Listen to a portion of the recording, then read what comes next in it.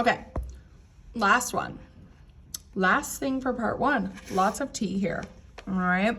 So, the chapter opens up with, we can see throughout this entire part that drums and the beating of drums serve this like symbolic significance in Umofia and within Igbo culture, right? They're always signaling something, right? Drawing people's attention, alerting them, to a meeting, right? There's a ceremony, there's a festival, something has happened, whether it's good or bad.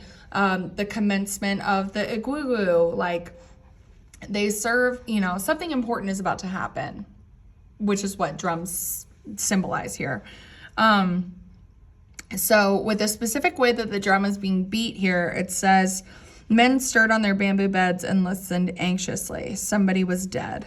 So there's kind of like a custom here, and they know that somebody is dead, and there's, beating of a drum that happens customarily, right? And there's a process they have to go through before they say who is dead, before they name the person that has died. So I thought that this was just an interesting little descriptor for Umofia, right? The land of the brave. So finally, everyone's kind of on their edge of their seat throughout the 9 villages. This is important. I mean, this is being broadcast across all 9 villages. And it says, Izudu is dead. It says, a cold shiver ran down Okonkwo's back as he remembered the last time the old man visited him. So clearly emphasizing the power and the importance of the role that this man served, right? Within their culture, age is revered. Age means nobility, position, status, strength. And it says Okonkwo's, a shiver ran down his back the last time the old man had visited him. That boy calls you father, he had said, bear no hand in his death. So, I don't know, like a little ominous here, haunting him. And then it talks about Izudu, and it talks about his achievements and how they, customarily honor the dead with funerals, with burials, traditional customs. It says Izudu was a great man, talks about how it was a warrior's funeral, how they get together, what people are supposed to do. Because of his position and his status and, his life and his legacy, it is representative or symbolic of his importance that the Igugu show up, okay?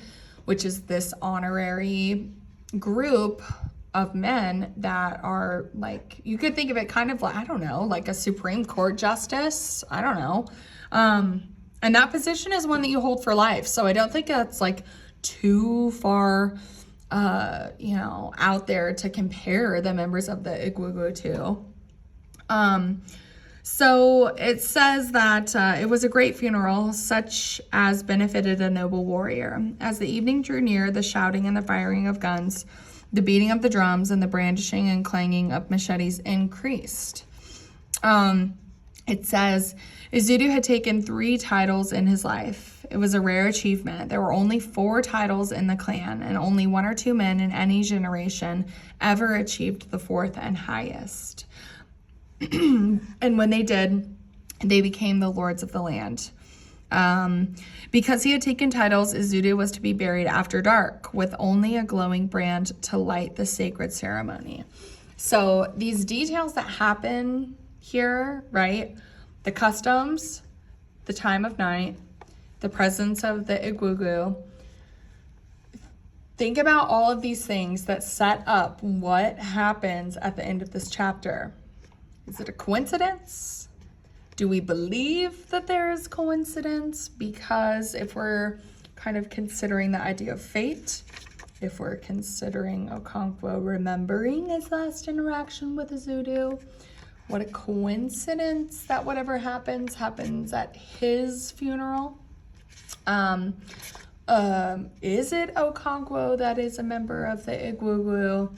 So kind of setting up the perfect storm here. Don't overlook these details that play into this. So they're talking about he was to be buried at night. It says, but before this quiet and final rite, the tumult increased tenfold. So everything becomes more chaotic. Louder drums, faster drums, screaming, chanting, dancing, running around. Drums beat violently and men leaped up and down in frenzy. Guns were fired on all sides and sparks flew out as machetes clanged together in warriors' salutes. So they're firing their guns, they're dancing around, they're chanting, they're running. It's chaotic. They have their machetes, but all of these are, traditional to salute the warrior. They're honoring him by doing these things. And they are talking to him. They say, Azudu, if you had been poor in your last life, I would have asked you to be rich when you come again. If your death was the death of nature, go in peace. But if a man caused it, do not allow him a moment's rest. Oh, interesting. Okay. And then it's interesting how quickly this wraps up. Darkness was around the corner and the burial was near. Guns fired the last salute and the cannon rent the sky. And then from the center of the delirious fury came a cry of agony and shouts of horror. So everything's fine, even though it's chaotic, it's fine. But then something happens. It says, it was as if a spell had been cast. All was silent. In the center of the crowd, a boy lay in a pool of blood. It was the dead man's 16-year-old son, so Azudu's son, who, with his brothers and half-brothers, had been dancing the traditional farewell to their father. Okonkwo's gun had exploded, and a piece of iron had pierced the boy's heart.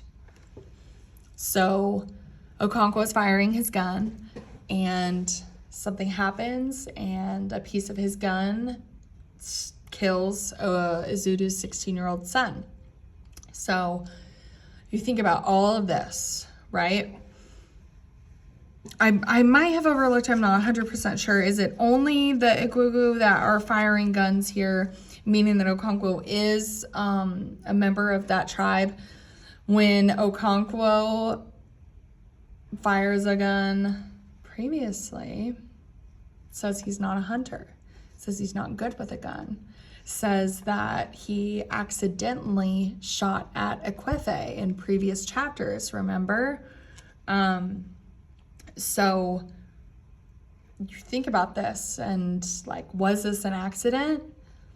Was it an act of fate because of Okonkwo's disobeying the last visit that Okonkwo had with Azudu? Just so happens to be Azudu's 16-year-old son that, Okonkwo kills. Is this his punishment? He can't control the gun. It wasn't on purpose, right? And then Coach Cobb, the reader, I just noticed the irony in this, right? He has a gun. He's brandishing a gun. And guns are not used in fights or in wrestling that determine the worth of a man. It's this weapon, that has nothing to do with strength or, his death has nothing to do as a result of Okonkwo's kind of perception of masculinity. He's just doing what everyone else is doing. And it just so happens that a piece of his gun pierces the heart of Azudu's 16-year-old son, killing him. It says the confusion that followed was without parallel in the tradition of Umofia. Violent deaths were frequent, but nothing like this had ever happened, reinforcing the idea that Okonkwo is who he is and he's not like everyone else. It says that what must be his consequence, what must be his punishment. It says the only course open to Okonkwo was to flee from the clan. It was a crime against the earth goddess to kill a clansman, and the man who committed it must flee from the land. The crime was of two kinds, male and female. So they have male and they categorize crimes as male crimes and female crimes. If it's a female crime, it's an accident. There's no intention behind the crime. Okay. And that's seen as, I don't know, only girls make mistakes or something like that. Like a man should always be in control of everything, and so we shouldn't make mistakes, right? And then you have a male crime. A male crime is purposeful, it's aggressive, it's committed with intent, okay? So Okonkwo had committed the female because it had been inadvertent by accident. He could return to the clan after 7 years. So he's banished, he's exiled. But he can return after 7 years have passed. So remember at the very beginning when I was introducing this to you guys, it talks about the idea of a motherland and a fatherland. So Okonkwo lives in the village that is his fatherland, and that's seen as a sign of strength, you know, just how we've seen with the suitor and with Obierica's daughter getting married, right? But now he's going to be banished to his motherland, where Okonkwo's mother grew up. So, which is probably considered shameful. So he loads his belongings. His wives wept bitterly, and their children wept with them without knowing why. Obierica and other friends come over to try to help them and console them. They made 9 or 10 trips carrying Okonkwo's yams to store in Obierica's barn. So Okonkwo and his family, his wives and his children, are going to Okonkwo's motherland, Mbanta, okay? It's close to Mbano, where Ikemefune was from, but it's Mbanta. And the men that come over, well, it says, as soon as day broke, a large crowd of men from Izudu's quarter stormed Okonkwo's compound. So it's customary for those who have been wronged, right? So Izudu's family, in which the 16-year-old child that Okonkwo killed came from, they come to Okonkwo's house, they set fire to his houses, demolished his red walls, killed his animals, and destroyed his barn. It was the justice of the earth goddess. They were merely her messengers. So these people are not acting out of malice. They are not acting out of violence. They are not acting out of, you know, to right the wrong that Okonkwo has committed. That is the custom. They must do these things to atone for, to repent for the sin that Okonkwo has committed. So that's important to know. This is not a violent or act without cause. This is customary that they come over and do this. It was the justice of the earth goddess, and they were merely her messengers. They had no hatred in their hearts against Okonkwo. His greatest friend, Obierica, was among them. They were merely cleansing the land which Okonkwo had polluted with the blood of a clansman. So they're repenting for the sin so that everyone in the clan will not be punished by the earth goddess. And this kind of opens the door to Obierica. Obierica is very thoughtful and questions the traditions of his people when it's painful for him or seems unjust in his eyes. He questions their traditions. He goes along with them, but he has doubts. He questions them. It says Obierica was a man who thought about things. When the will of the goddess had been done, he sat down his obi and mourned his friend's calamity. Why should a man suffer so grievously for an offense he had committed inadvertently? Okay, so this is their religion, right? This is their belief system. Think about what kind of a person maybe is opening to explore new religious beliefs when they don't understand the reasoning or the purpose, or they can't grasp why things are the way that they are as a result of their belief system. Okay, so this is the end of part 1. We have finished part 1. Lots of stuff, but up to this point, Okonkwo is banished. He's no longer living in his home village. So now we will open up with new things at the start of part 2. Yay. Okay, goodbye.